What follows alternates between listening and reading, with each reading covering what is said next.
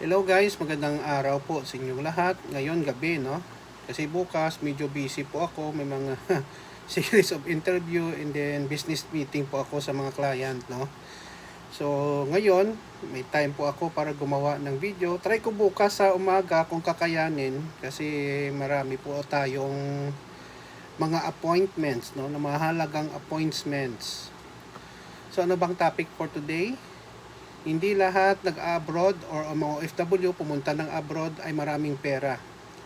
Alam ko guys, marami talaga nag-iisip basta nagtatrabaho sa abroad o OFW, marami talagang pera. Depende po yon kung saan sila nagtatrabaho, ang kanilang sahod converted to peso, at kung may mga pinapadalahan sila ng pera.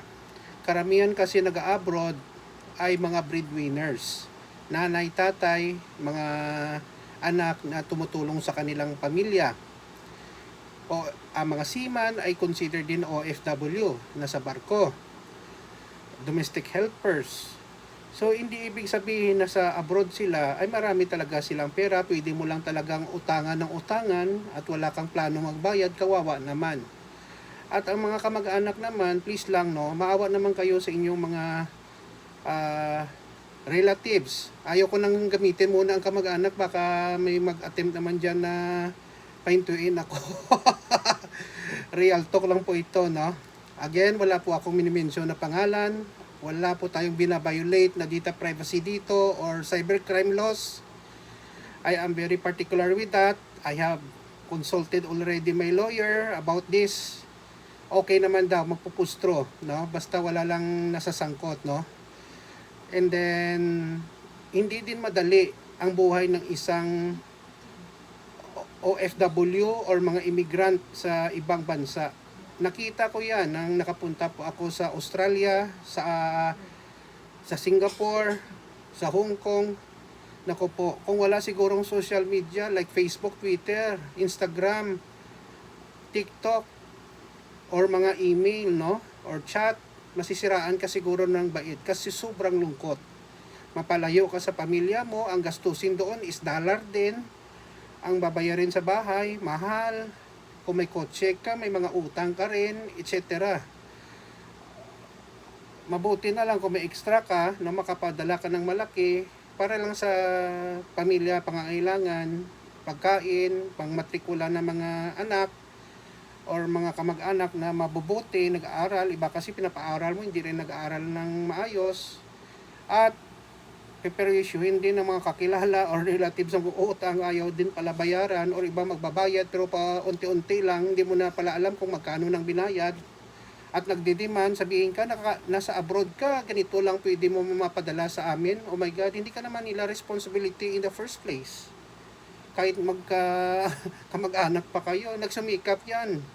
Magtrabaho sa abroad, pumunta ng abroad during that time. Tanungin mo sa sarili mo, may naitulong ka ba sa kanya? Siguro kung nagpahiram ka ng pera for processing going abroad, siguro pwede yon.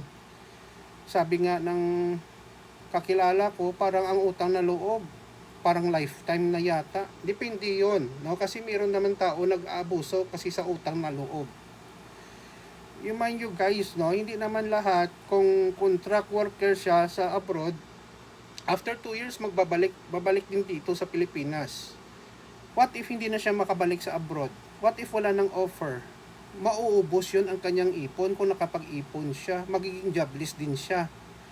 At saka isa sa mga kapital magtrabaho sa abroad guys, ang iyong kabataan. Kung may mga edad-edad ka na, not only supervisory position, mga engineers, architect, programmer, or ano pa, managerial position, pwede pa yon. Pero kung ang trabaho mo carpenter, laborer, kailangan mo yon malakas ka, no? Bata ang kinakailangan, no? Sales representative, dapat pleasing personality ka. So hindi naman pwede diyan gurang, no? Matanda na kasi bata ang hinahanap ng mga customer, pleasing personality nga eh. So that's why guys, no, ang masasabi ko lang, intindihin nyo sila kung nagsasabi ni sila na wala akong pera ipahiram sa iyo, huwag kayong magalit. Please lang, intindihin nyo sila. Kasi may mga pinagdadaanan din silang mga challenges, financial. At saka kung nagmamigrate sila doon, hindi naman yun bed of roses na maganda ang buhay doon kasi mas malaki pang gagastusin nila kung immigrant sila eh. May bahay sila o nagre-rent sila, bills, hindi naman uminto ang mga babayarin mo doon eh. Kasi dollars din or euro ang ginagastos mo. So, wag po kayong magalit kung hindi kayo matulungan or kaunti lang ang maitulong sa inyo. At saka kung umutang kayo, babayaran nyo ang mga tao or mga kaibigan nyo or relatives nyo na OFW. Kasi hindi naman madali hanap ng pera. At saka mag-adjust din sa culture, no? Sa ibang bansa, hindi po yun madali. Discrimination,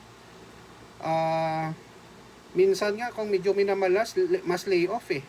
Especially sa US, kung may mga recession, mawalan ka ng trabaho. Diyos ko Lord, iba, almost a year makapaghanap ng trabaho. Sakripisyo talaga para makasurvive lang. Yun lang, kung makasave sila, kung ipapadala dito, malaking tulong talaga sa kanilang mga kakilala, relative, ang kanilang kita, no, sa abroad.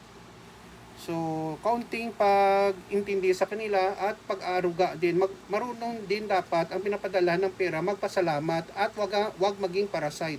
Kasi minsan iba tinutolerate din eh. And then sasabihin, nako, ang hirap talaga ng buhay kasi palagi ako nagpapadala ng pera. Tanong, sino ba ang nagpo sa'yo magpadala? It's your choice. Kasi kung hindi ka magpapadala, gagawa din sila ng paraan makapaghanap ng pera. Not unless may sakit sila or PWD sila na hindi talaga sila makapagtrabaho. Huwag natin silang gawing tamad at batugan, no? Kung mahal natin sila, turuan natin sila magtrabaho or magnegosyo. Kasi hindi mo rin alam kung hanggang kailan ka stay healthy, younger, at saka may trabaho ka.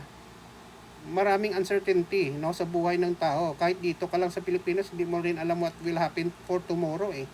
So dapat alagaan mo rin ang future mo, no? Yun lang po guys. Maraming salamat sa inyong panonood at suporta. Please follow me in my Facebook and YouTube channel. Maraming salamat po. Ingat po tayo lagi. Ito naman pong kaibigan nyo si Jake. Paalam.